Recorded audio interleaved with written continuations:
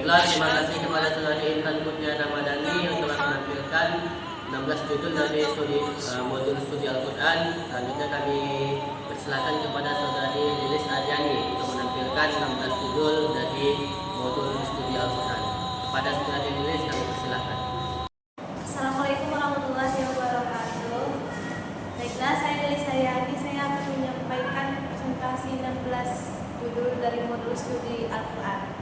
Yang pertama tentang etika Islam dalam pengelolaan lingkungan hidup. Etika berasal dari bahasa Arab yaitu budi pekerti atau akhlak. Sementara etika dan moral itu tidak selalu selaras dengan akal dan pikiran, tapi juga berpijak kepada ajaran Islam.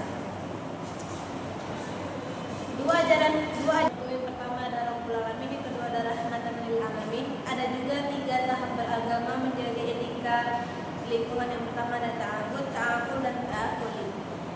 Judul yang kedua yaitu mukjizat dan ijaz Al-Quran. Mukjizat berarti kejadian luar biasa pada kenabian, sementara ijaz Al-Quran itu adalah ketidakmampuan manusia dalam menandingi Al-Quran. Selanjutnya ada Al-Quran sebagai sumber hukum.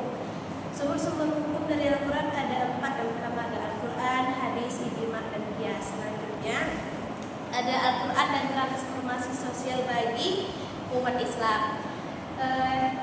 Ada 3. Yang pertama ada al-ibtala, bahwa perubahan itu sebagai ujian, yaitu ada istilah tafsir yang dipakai ulama. Yang pertama ada al-taghyir, al-tamhis, dan al-tamkin. Yang ketiga ada modal normatif. Judul yang kelima itu asbabun nuzul. Asbabun nuzul yaitu sebab-sebab turunnya penjelasan ayat-ayat Al-Quran. Macam-macam asbabun nuzul yaitu ada terjadi perselisihan antar manusia. Yang kedua, kesalahan yang dibuat oleh seseorang. Yang kemudian judul yang keenam, studi Al-Quran tentang etika dan moral. Etika yang tadi berasal dari bahasa Yunani ethos, yang berarti adat atau kebiasaan. Sementara moral dikenal dengan mores, yang merujuk pada sopan santun dan perilaku. Yang ketujuh ada hikmah turunnya Al-Quran secara berangsur. Yang pertama, Al-Quran memudahkan Nabi Muhammad SAW dalam menghafal dan menyampaikan kepada umatnya. Yang kedua juga memudahkan umat dalam memahami isi Al-Quran. Yang ketiga, Al-Quran sebagai mukjizat Nabi Muhammad SAW. Yang kedelapan ada memahami tentang esensi tauhid Al-Quran. Kita mati ya sih. Tauhid berasal dari bahasa Arab yang berarti menyatukan atau mengesahkan. Dalam ajaran Islam dimaknai bahwa mengesahkan Allah, bahwa tiada Tuhan selain Allah. Yang kesembilan ada konsep keadilan dalam perspektif studi Al-Quran.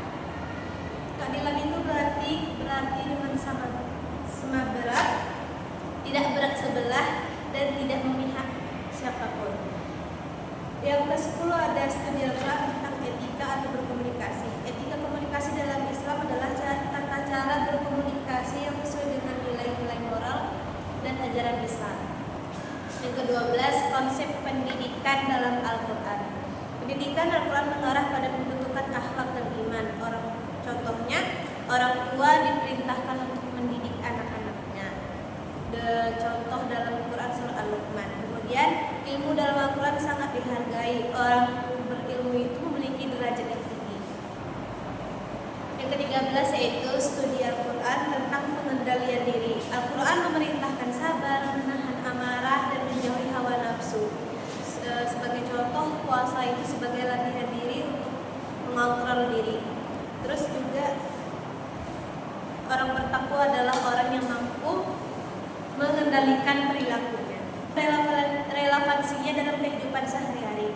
Al-Quran memberi panduan semua aspek hidup, ibadah, sosial, akhlak, dan ekonomi. Ayat-ayatnya tetap relevan sepanjang masa karena sifatnya universal atau umum. Al-Quran juga memberi solusi atas problem modern manusia. Judul yang ke-15 yaitu problematika studi Al-Quran. Perbedaan isi dalam problematika studi Al-Quran ini adalah perbedaan pada tafsir ulama, konteks historis, dan metode memahami teks. Tantangan modern seperti ini adalah penafsiran liberal dan kritik orientalis. Yang ke-16 adalah dinamika struktur kemukjizatan Al-Quran. Mukjizat Al-Quran terlihat dari bahasa dasar hukum ilmu pengetahuan dan konsistensinya. Susunan ayat tersebut tidak dapat ditiru dan mengandung kebenaran ilmiah dan sejarah. Terima kasih. Nanya lagi. Apa? Baiklah, selanjutnya sesi pertanyaan. Pertanyaan yang pertama itu akan ditanyakan oleh saudari Desa Anita kepada saudari Desa. Baik, silakan. Nah, baiklah, terima kasih kepada saudari Desa yang telah bertanya. Selanjutnya pertanyaan. Perkenalkan, nama saya Anita. Saya ingin bertanya kepada presentator. Sebutkan apa itu makna mukjizat dan ijaz dan sebutkan perbedaan. Saya Rodia Rawani Cangka ingin bertanya kepada Lilis, apa itu asbabun nuzul? Saya akan menjawab pertanyaan dari Yesa kita, yaitu apa yang dimaksud dengan mukjizat dan ijaz dan perbedaannya. Mukjizat itu adalah bukti kebenaran pengakuan kenabian, sementara ijaz Al-Quran itu adalah ketidaksanggupan manusia dalam meniru isi Al-Quran. Selanjutnya saya akan menjawab pertanyaan dari Rawiyah, yaitu apa yang dimaksud dengan asbabun nuzul. Asbabun nuzul adalah sebab-sebab turunnya ayat-ayat Al-Quran sebagai penjelasan. Demikian dari presentasi saya akhiri. Wassalamualaikum warahmatullahi wabarakatuh. Penutup ini. Baiklah, terima kasih kepada saudari Lilis